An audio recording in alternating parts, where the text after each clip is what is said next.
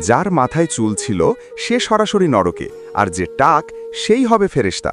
ভগবান নিজেই নাকি ৩০ বছর বয়স থেকেই টাক হতে শুরু করেছিলেন। একদিন আয়নার সামনে দাঁড়িয়ে নিজের চুল গুনছিলেন, দেখলেন আবারও কিছু চুল পড়ে গেছে। রাগে আয়নাটা ভেঙে ফেললেন আর কাঁদতে লাগলেন। ঠিক তখনই এক ফেরেশতা ঘন ঝনমলে চুল উড়িয়ে সামনে দিয়ে হেঁটে গেল। ব্যাস, ভগবানের রাগ চড়ে গেল চূড়ায়। সঙ্গে সঙ্গে তাকে নরকে পাঠিয়ে দিলেন। সেই দিন থেকে স্বর্গের ফটকে বসিয়ে দেওয়া হলো এক বৃদ্ধ টাক ফেরেশতাকে। নিয়ম এতটাই কড়া ছিল যে যেন কোনো ফাঁকি না হয়, তার চোখও তুলে নেওয়া হয়েছিল। এখন সে শুধু ছুঁয়ে পরীক্ষা করত, চুলের স্পর্শ পেলেই সরাসরি নিচে। লাইনে দাঁড়িয়ে কুনকুন ভয় কাঁপছিল। হঠাৎ তার মাথায় একটা আইডিয়া এলো। গেটকিপার তো অন্ধ, সে চুপচাপ ঘুরে উল্টো হয়ে দাঁড়িয়ে গেল। বৃদ্ধ ফেরেশতা হাত দিয়ে ছুঁয়ে দেখল, চিকন মোলায়েম, একদম মসৃণ। খুশি হয়ে বলল, বাহ, কি অসাধারণ টাক।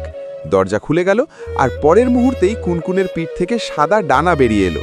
একটু টলমল করলো, তারপর সোজা উড়ে ঢুকে গেল স্বর্গের ভেতর।